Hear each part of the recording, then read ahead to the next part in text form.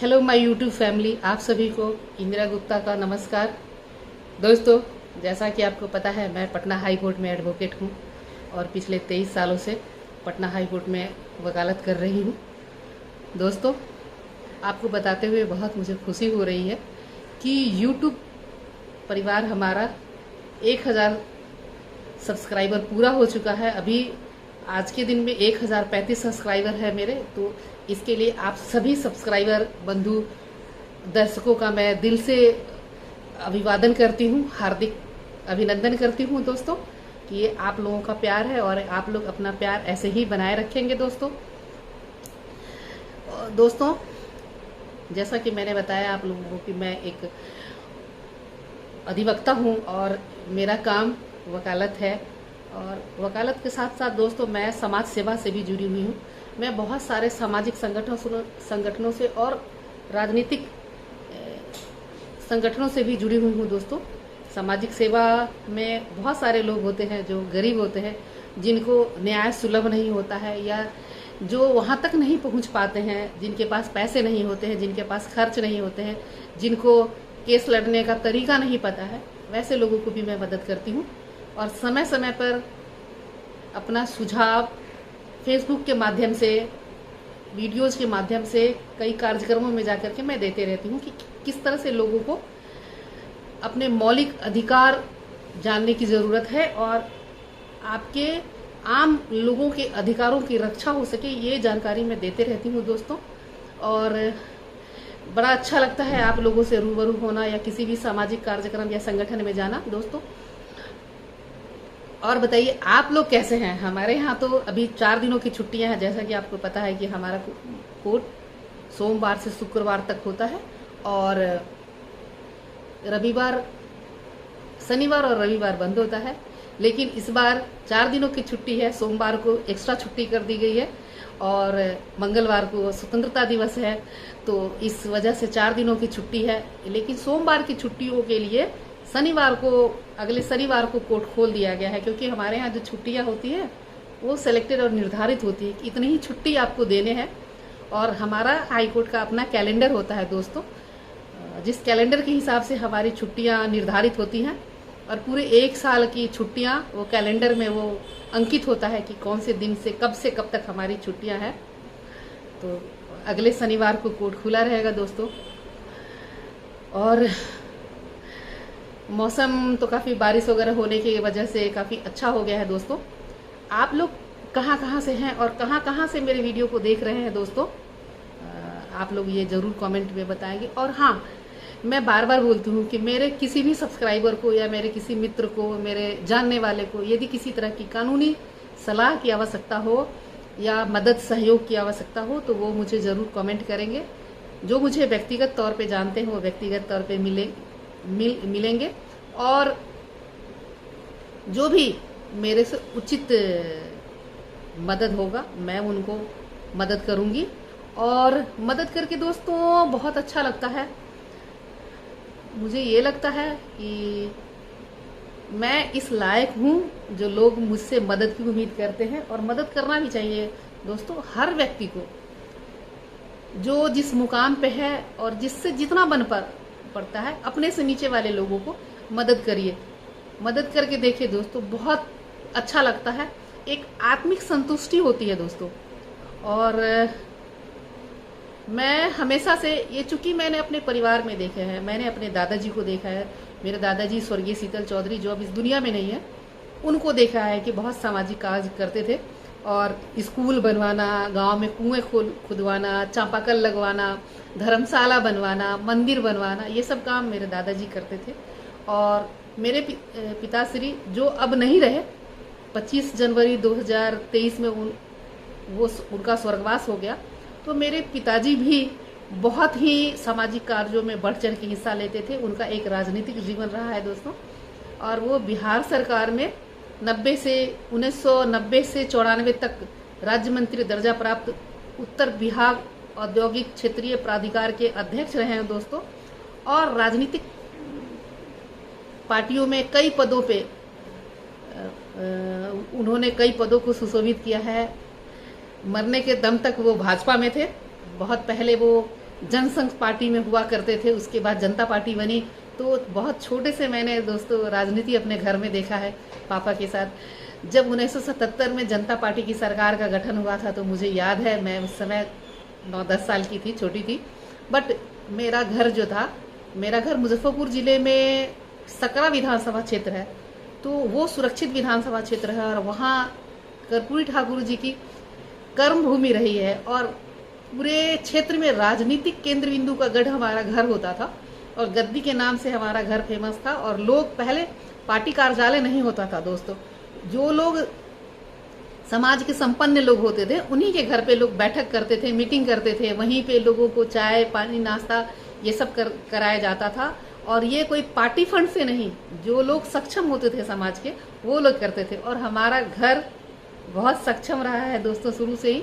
तो वहाँ पे मैंने कर्पूरी ठाकुर के ज़माने से मैंने राजनीति देखी है, मैंने इमरजेंसी भी देखा है और तब से लेके आज तक राजनीति देखा है। और राजनीति में कई सारे राजनेताओं को देखा है, बहुत सारे लोगों से मेरा व्यक्तिगत संबंध भी है दोस्तों। और अच्छा लगता है, मैं भी भाजपा से जुड़ी हुई हूँ और अच्छा लगता है। मोदी जी के विचारों से मैं काफ़ी प्रभावित होती हूँ और सचमुच मोदी जी के कारण हमारे भारतवर्ष का नाम पूरे देश दुनिया में बहुत ही प्रकाशमान हुआ है और हमें एक बहुत गौरवपूर्ण प्रतिष्ठा प्राप्त हुई है दोस्तों। एक खोया हुआ सम्मान जो हम सर उठा करके जी सकते हैं और एक इस तरह का आत्मसम्मान, और उन्होंने पूरे देश दुनिया में भारत का नाम इतना ऊंचा किया है। तो एक भारतीय होने के नाते दोस्तों बहुत गौरवान्वित महसूस करती हूँ और अच्छा लगता है। मोदी जी की नीतियों की मैं बहुत बड़ी प्रशंसक हूँ और उनकी नीतियों का मैं अनुकरण करती हूँ और कोशिश करती हूँ कि उस महान व्यक्तित्व के जीवन से यदि कुछ सीख सकूँ और कुछ कर सकूँ तो करने की कोशिश करती हूँ दोस्तों। और मैं तो कहूँगी आप लोग भी दोस्तों सकारात्मक सोच रखिए, लोगों से मिलते जुलते रहिए, एक दूसरे का सुख दुख बांटते रहिए, यही जीवन है दोस्तों। और जीवन में दोस्तों कुछ निश्चित नहीं होता है दोस्तों, जो चीज़ आज आपके पास है वो कल दूसरे के पास हो सकता है। जो आपके पास होता है धन दौलत तो दोस्तों कोई भी बांट सकता है, चोर चोरी कर सकता है, कोई बांट सकता है, लेकिन विद्वता दोस्तों, शिक्षा, वो कोई नहीं आपसे बांट सकता है। और दोस्तों मैं ये कहूँगी कि हर व्यक्ति को शिक्षित होना चाहिए। शिक्षा से इंसान का सर्वांगीण विकास होता है, आपके बुद्धि का, आपके विचार का, आपके व्यवहार में बहुत फर्क होता है दोस्तों। शिक्षित होना बहुत ज़रूरी है और समाज में खासकर दोस्तों बेटियों की शिक्षा जो पहले नहीं थी अब उसमें बहुत सुधार हो रहा है और बहुत सारी लड़कियां पढ़ाई लिखाई करती हैं और अच्छे अच्छे पदों पे हैं। और मुझे भी बहुत गर्व महसूस होता है दोस्तों कि मेरी 2 बेटियां हैं और दोनों काफ़ी अच्छे ऊंचे ऊंचे पदों पे हैं। तो मुझे बहुत गौरवान्वित महसूस करती हूँ मैं खुद को कि मैं ऐसी बेटियों की माँ हूँ जो अपने जीवन में बहुत सफल है दोस्तों। और मैं तो ये कहूँगी कि बेटा और बेटी में कोई भेद नहीं मानना चाहिए, बच्चे होते हैं माँ बाप के सब। लेकिन दोस्तों जो हमारे समाज में अभी भी बहुत पिछड़ापन है और एक जब लड़कियां पढ़ी लिखी होती हैं दोस्तों तो वो पूरे परिवार को संभाल लेती हैं। और शिक्षा बहुत ज़रूरी है दोस्तों। मैंने कहा है कि शिक्षा से सर्वांगीण विकास होता है। आप सिर्फ शिक्षित नहीं होते हैं, एक लड़कियों के शिक्षित होने से, एक माँ को शिक्षित होने से उसका पूरा परिवार शिक्षित होता है, उनके बच्चे, उनके घर परिवार सब कुछ। इसलिए शिक्षा का विशेष महत्व है दोस्तों और पढ़ाई पे विशेष ध्यान देने की ज़रूरत है दोस्तों। और मैं ये कहूँगी कि दोस्तों वकील होने के नाते वकालत मेरा पेशा है, लेकिन दोस्तों मैं ये कहूँगी कि इंसान को जहाँ से भी हो सके कम विवाद में उलझना चाहिए और विवादों से दूर ही रहना चाहिए दोस्तों, क्योंकि झगड़ा लड़ाई से किसी चीज़ का सॉल्यूशन होता नहीं है दोस्तों। कोर्ट कचहरी के चक्कर में हाँ लोगों को परेशानी बहुत होती है, कोर्ट का चक्कर लगाना पड़ता है, पैसे भी खर्च होते हैं। सिविल केसेज में दोस्तों तो बरसों बरस लग जाते हैं उनको न्याय पाने में, 10 साल 20 साल 25 साल। अभी मैं देख रही हूँ कि 94 का जो केस है वो अभी खुला है। अभी सोचिए कि जो बहुत सारे लोग होंगे वो नहीं रह गए होंगे दुनिया में, तो थोड़ा बहुत कम ज़्यादा करके यदि परिवार में इस तरह की कोई बात होती है, हिस्सेदारी होती है, तो उसको बैठ करके सुलह कर लेने की ज़रूरत है। और दोस्तों, कोई भी क्रिमिनल केसेस में भी समाधान हर चीज़ का है दोस्तों। हर चीज़ के लिए कोर्ट कचहरी दौड़ना ये अच्छी बात नहीं है। अंतोगत्वा आप लड़ झगड़ के फिर तो आप कंप्रोमाइज ही करते हैं। इसलिए दोस्तों, जितना ज़्यादा से ज़्यादा हो सके विवादों में नहीं पड़ा जाए, और यदि विवाद में उलझ भी गए हैं तो रास्ता खोजना चाहिए कि कैसे उस विवाद का हम निराकरण करें। और जब वो निराकरण दो लोगों के बीच में यदि संभव नहीं होता है तो फिर उसके बाद तो कोर्ट कचहरी जाना ही है। वो अंतिम विकल्प के रूप में इसको चुने दोस्तों। और आपसी सौहार्द बना करके रहें दोस्तों, प्रेम भाव से रहें, कोई दिक्कत नहीं है। कानून हमारी रक्षा करने के लिए है दोस्तों। कानून का खौफ और भय होना चाहिए, लेकिन कब? जब हम कुछ गलत करेंगे तब। जब मैं कुछ गलत ही नहीं करूंगी तो फिर किस बात का डर? इसलिए दोस्तों, बेखौफ रहिए, बेफिक्र रहिए, और जिंदगी बहुत हसीन है दोस्तों, इसको मौज मस्ती के संग हंसते खेलते गुजारिए दोस्तों। और यदि कभी किसी चीज़ की आवश्यकता, किसी चीज़ में कानूनी सलाह की यदि आवश्यकता हो, तो मैं आपकी दोस्त आपके लिए हर वक्त तैयार हूँ दोस्तों। और एक गुजारिश और करूँगी कि यदि आप मेरे चैनल पे नए हैं, मेरे चैनल को लाइक कीजिए, सब्सक्राइब कीजिए और अपने दोस्तों के साथ शेयर कीजिए। और मेरा विचार अच्छा लगे तो अच्छे अच्छे कमेंट कीजिए दोस्तों।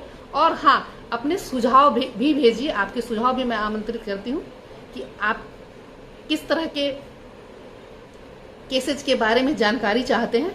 और बहुत जल्द दोस्तों, मैं प्रतिदिन एक सेक्शन के बारे में आप लोगों से डिस्कशन करूंगी और बताऊंगी कि एक सेक्शन, आज मैं ये सेक्शन किसी एक दिन मैं बता दूंगी कि आज मैं ये सेक्शन को डिस्क्राइब कर रही हूँ, वर्णन कर रही हूँ, उसको विस्तार से बता रही हूँ। तो अगले दिन फिर मैं कौन सा जैसे कभी मैं 498 जो प्रताड़ना का केस होता है, तो 498A जो नॉन अवेलेबल सेक्शन है, मैं उसके बारे में बताऊंगी उस दिन डिटेल से कि दोस्तों ये सेक्शन है क्या, और इस सेक्शन में यदि केस होता है तो हम कैसे इस सेक्शन से में जो जिनके ऊपर केस हुआ है वो कैसे हम बच सकते हैं। और उसके दूसरे दिन मैं बताऊंगी कि जैसे डॉरी एक्ट क्या है, 307 अटेम्प्ट टू मर्डर क्या है, 302 मर्डर केस क्या है। इन सारे चीज़ों को एक एक करके यदि आप लोग चाहेंगे तो मैं आप लोगों को ज़रूर डिस्कशन करूंगी, ज़रूर बताऊंगी, और आप लोगों की जो भी होगी मैं भरपूर मदद करूंगी। तो फिर एक बार फिर से दोस्तों, आप लोगों का बहुत बहुत दिल से धन्यवाद दोस्तों। और आप मेरे चैनल पे नए हैं तो मेरे चैनल को सब्सक्राइब कीजिए, लाइक कीजिए और कमेंट कीजिए और अपने दोस्तों के साथ शेयर कीजिए। तब तक के लिए बाय बाय। फिर मिलती हूँ दोस्तों नेक्स्ट वीडियो में। आपके कमेंट्स का मुझे इंतजार रहेगा दोस्तों। बाय।